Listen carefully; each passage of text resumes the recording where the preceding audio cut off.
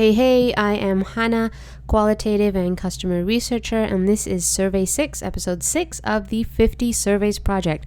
The goal is to tear down 50 marketing surveys in 50 days and really pay attention to asking better, smarter questions so we can get better, smarter, more effective data. Today's teardown is of a Twitter survey. I'm sure you've bumped into Twitter surveys. If you're on Twitter at all, they offer, or not offer, but there are brand surveys as well as Twitter using the survey kind of tool to collect data of their own, which is great. Highly recommend. Really, kind of putting that data or the survey or an option to collect data right in front of the user, which is great. So we're going to look at one survey in particular and take it down gently. All right, let's take a look. So this is a Twitter survey that had 10 questions. And I'm going to talk you through a few points, and then I'm going to make, as opposed to kind of recommendations on the whole survey, I'm going to call out a few pieces and make recommendations on those. So let's talk through some areas that are working and not working too well. To start, we've got a lot of white space here. Really great, really easy, especially when easy to read, good readability, especially when each option is on a separate line and they're really kind of tight and small. Very easy on the eyes, not overwhelming, which is really important for a survey. The answers are ordered intuitively, which is great. So 2 to 3 months, 4 to 6, 7 to 12, etc. And this little fun piece here, question 2 of 10, question 3 of 10, really, really helpful. A really small inclusion that gives people a sense of like how much they have left to go, which improves response, like kind of survey completion. So, kind of keeps them, well, I just have the one more question left, or I just have a few more. So at least you're managing and setting expectations that way, which is great.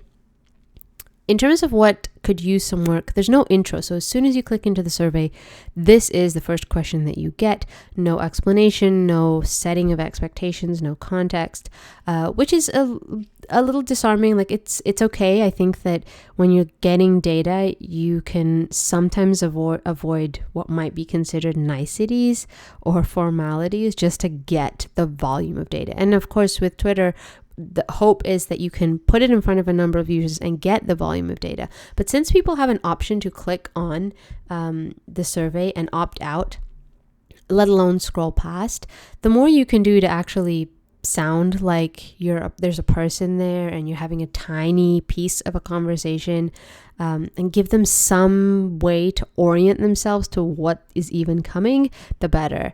That might not work for the purposes of this particular survey. Maybe the goal is to just like fire away these questions and not offer too much of a preamble. But I do think always a one-liner of like what's coming, what this is about, can help give context, and make sure that actually the people that you're asking to can help you. They can self-select, right? They can be like, you know what, this is not even relevant to me, or hey, this is super relevant, and then you've kind of garnered a bit of their interest there. In this question and in the next one, so we've got, when do you expect to travel next? When do you expect to book your next trip? These questions are very, very similar. I mean, you have to really think about like, okay, so when do you expect to travel next? So maybe travel doesn't imply booking something, right? I could just be like driving to go and visit family or a friend. I won't really need to book something per se. But when do you expect to book your next trip? So does that mean like book as in time off? Does that mean book a flight, book a car? The nuance here is way too small for these questions to be helpful. And what will happen is someone will read, so you answer this question, no problem. You hop over to the next one and you're like, wait, so did I answer that last one correctly? Like, when do I expect to book my next trip? When do I expect to travel next? Like, there becomes a second guessing, and that introduces friction. And then, of course, the more friction, the less likely you'll have a completed survey, get accurate data. It introduces that rereading, the second guessing, and all of that impacts the response accuracy and the response quality as well. All right, let's hop over to the next set. So this is question 4, 5, and 6. All All right, so what are you most looking forward to for your next trip? Well, the list of activities here, so we've got a sense that they're asking for like, what are you most looking forward to? So there's an implication there that, and a limitation that you can only choose one thing. Ideally, you want to make that one thing easy. So, and by what I mean by easy is that they should be distinct enough that you can choose one thing. Activities, experiencing different cultures, food and drink, all of those are fairly distinct. But when you say something like just getting away from the everyday, that could be coupled with like scenery. It could also be coupled with seeing friends and family. It could be coupled with weather. This is something that is like more of an emotional driver, whereas these are more events and activities and things that you do, or sort of like tangibles, even scenery, like it's an experience. All of these are more experiences, and this is kind of the one like sore thumb that sticks out, and it can overlap with all of them. So this can make it difficult to respond. Now you're sort of forcing the participant to think like, well, yeah, I want to see my friends because I want to get away from the everyday.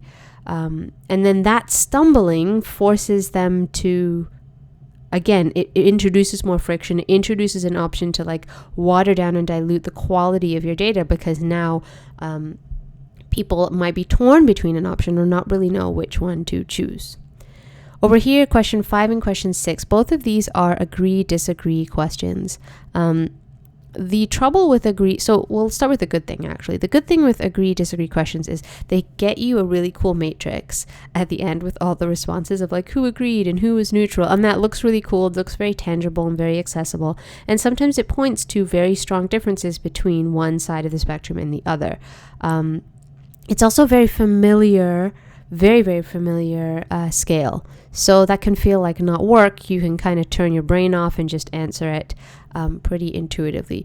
But at the same time, it's a little bit confusing when you're not using it correctly. So if this isn't a question, if this isn't a phrase or a thing that you would naturally agree to or disagree to, it introduces a bit of friction. I'll show you what I mean. So the sentence that you want to agree or disagree with is, I feel safer traveling now than I did 3 months ago. So your response might be like, oh yeah, I feel much safer now. And then you have to pause and translate that, oh yeah, I feel much safer now, to like, okay, so I somewhat agree or strongly agree. I think I strongly agree. But what that forces you to do is put some layers between like your actual answer and then the answer that fits the scale. And then sometimes it's like, I feel safer traveling now than I did 3 months ago. Oh my God, no, I don't feel safe at all.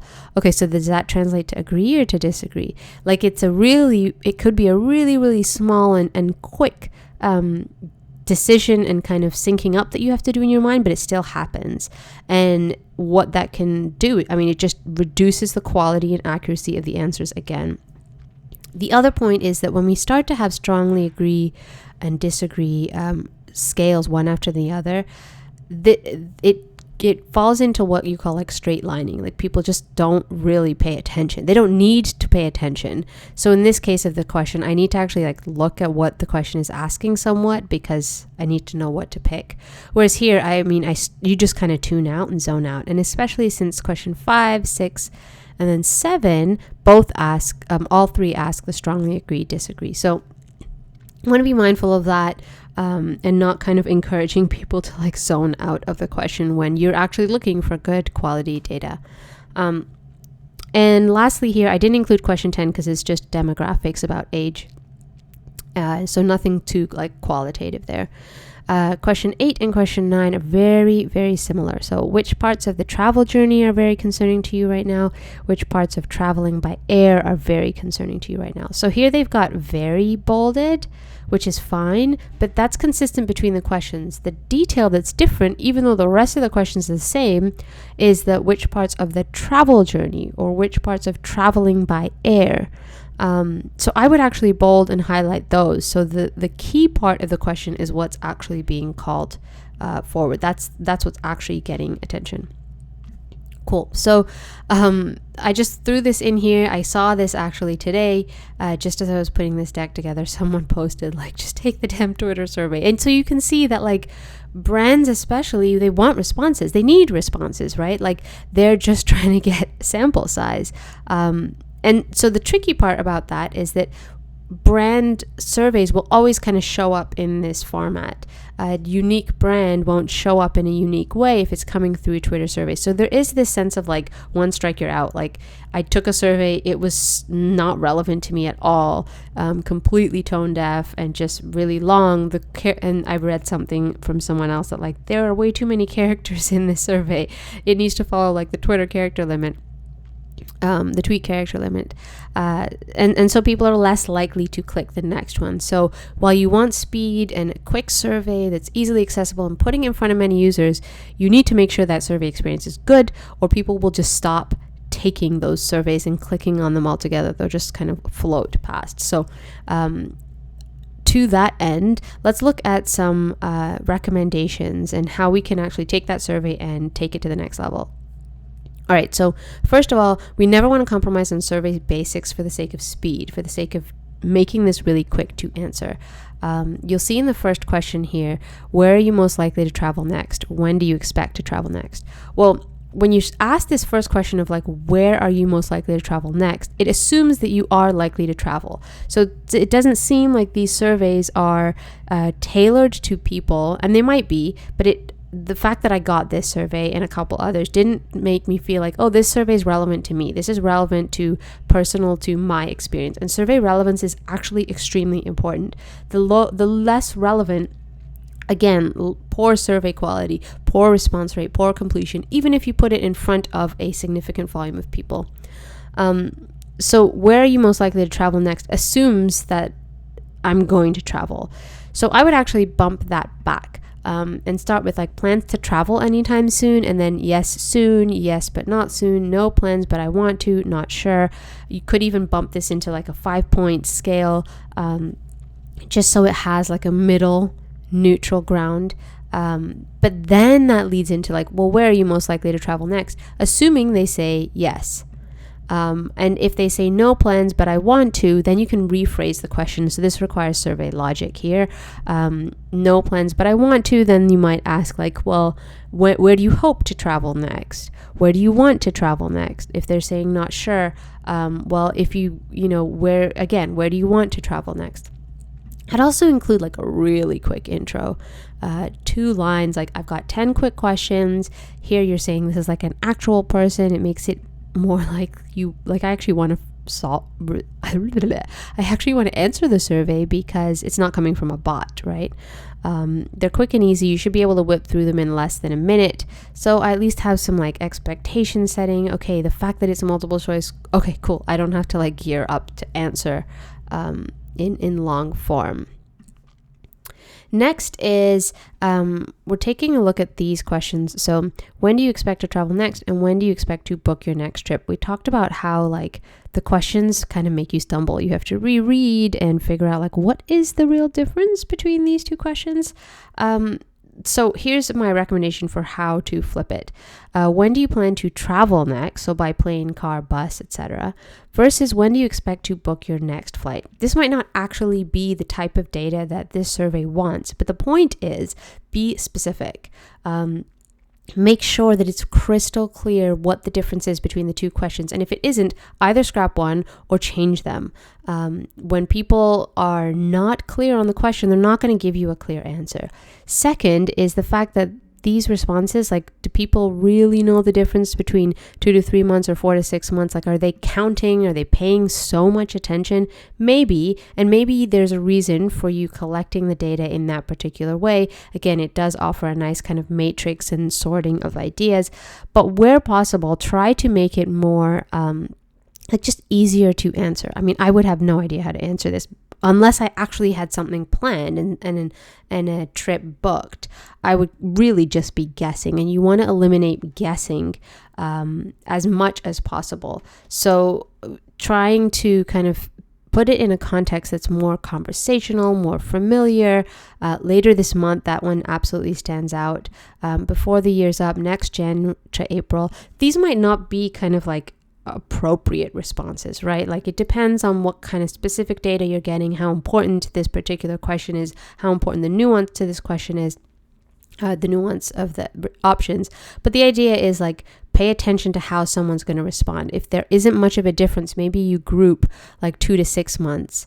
or in the next month, in the next 6 months, in the next year, not for another year. Like those buckets feel bigger and more doable and relatable for kind of any person who might not have any plans yet. Same for this question as well.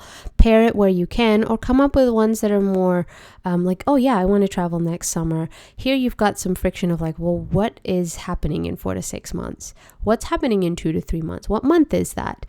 So if you can eliminate that, because you're going to know when the survey is going out, you have that like open and close date of the survey, you can be more specific, and that's going to make it easier to consume and participate in the survey. And last, we talked about this, the notion that agree, disagree questions is just easy to gloss over, confusing to answer, not always the right scale to use as well. So item-specific scales work much better. And here's an example. Instead of the agree, disagree of I feel safer traveling now than I did 3 months ago, why not just ask directly? How safe do you feel about traveling now versus 3 months ago? And then this scale is now specific to this question. We're talking about safety, so we're asking about safety. And your response is now in safety. Very, very different, right? There's no gap or friction between the question and the response. I need to read the question in order to understand the response, whereas here I can probably get away with just putting something random down. But there's a bit more of a connection now between the question and answer, and so and because it's the answers are question specific, I'm much more likely to read it. So hopefully that is helpful. If you have any questions, please pop them in the comments and I will get back to you. Otherwise, I will see you tomorrow for survey teardown number 7.